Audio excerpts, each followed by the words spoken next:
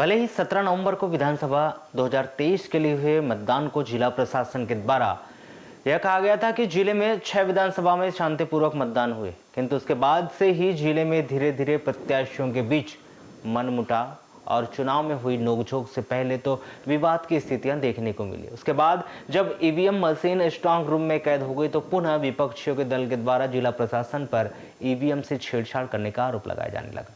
उसके बाद 17 नवंबर को एक बार फिर एक डाक मतपत्र का वीडियो तेजी से वायरल हुआ और यह विषय अभी शांत ही नहीं हुआ था कि 28 नवंबर को सुबह कांग्रेस शहर का कमेटी के अध्यक्ष श्याम पंजवानी के द्वारा पॉलिटेक्निक कॉलेज में रखी ईवीएम मशीन की लाइव रिपोर्टिंग में लगाए गए सीसीटीवी कैमरे बंद होने की बात मीडिया पर कही गई, जिस पर जब जानकारी निकाल कर यह सामने आई कि सही में कुछ टेक्निकल वजह से सीसीटीवी कैमरे कुछ समय के लिए बंद हुए थे और उन्हें जिला प्रशासन के द्वारा पुनः ही सुचारू रूप से चालू कर दिया गया।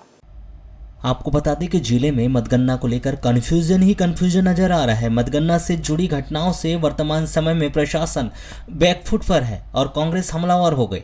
राजनीतिक दलों के साथ स्टैंडिंग कमेटी के मतगणना स्थल की लाइट को लेकर विशेष ध्यानाकर्षण के बावजूद भी मंगलवार को प्रातः मतगणना स्थल की लाइट बंद होने की घटना ने वर्ष 2013 में मतगणना के दौरान हुई लाइट गोल होने की घटना की याद को ताजा कर दिया। अभी बालाघाट तहसील कार्यालय के अस्थायी मतपत्र के स्ट्रांग रूम में हुई कथित मतों की गणना की गिनती को लेकर विरोधाभास की खबर ठंडी भी नहीं हुई थी कि मंगलवार की सुबह मौसम परिवर्तन के दौरान मतगणना केंद्र की लाइट बंद होने की खबर ने हड़कंप मचा दिया।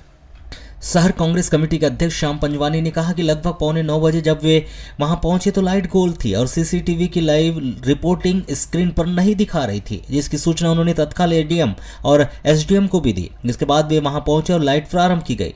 हालांकि प्रशासन के द्वारा इसके पूर्व जनरेटर से लाइट को प्रारंभ करवा दिया गया था।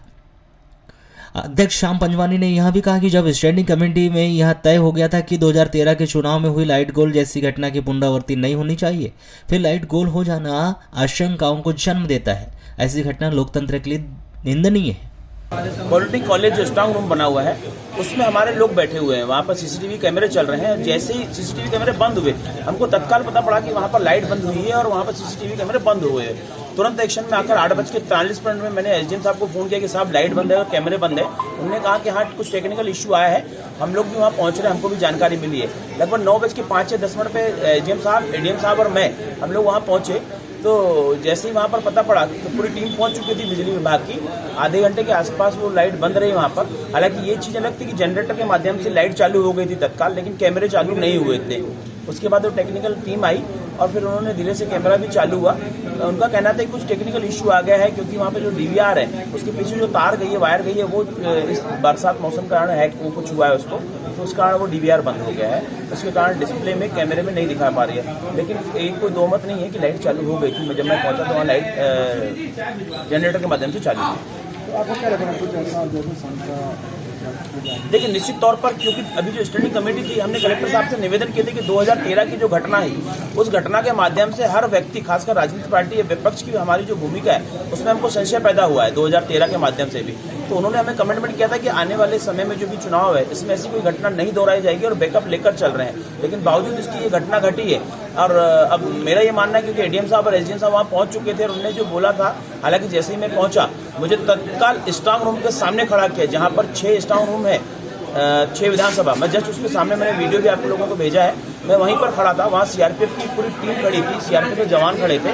तो मैं उस पर क्योंकि मेरे आंख के सामने की चीज़ें, मैं कहीं कोई दोषारोपण नहीं कर रहा हूँ, पर ये जो घटना घटी है निश्चित तौर पर निंदनीय है और शासन प्रशासन को समझना पड़ेगा कि भविष्य में भी ऐसी कोई घटना न दोहराए, तो अन्यथा संशय पैदा होता है। जब हमारे द्वारा इस पूरे विषय को लेकर बालाघाट विधानसभा के रिटर्निंग ऑफिसर से दूरभाष पर संपर्क किया गया कि आखिरकार 28 नवंबर को पॉलिटेक्निक कॉलेज के स्ट्रांग रूम में सीसीटीवी बंद पड़े हुए थे, उनकी क्या स्थिति है, किंतु रिटर्निंग ऑफिसर के द्वारा फोन कॉल रिसीव नहीं होने की वजह से अभी तक यह स्पष्ट नहीं हो पाया कि आखिरकार कब तक सीसीटीवी कैमरे बंद रहे या उस बीच किस प्रकार की वैकल्पिक व्यवस्था की गई। आखिर यह स्थिति क्यों निर्मित हुई या ऐसी स्थिति निर्मित ना हो उसके लिए किस प्रकार की जिला प्रशासन के द्वारा व्यवस्था बनाई जाएगी या पुनः इस घटना की पुनरावृत्ति कहीं मतदान के दिन भी तो नहीं देखने को मिलेगी।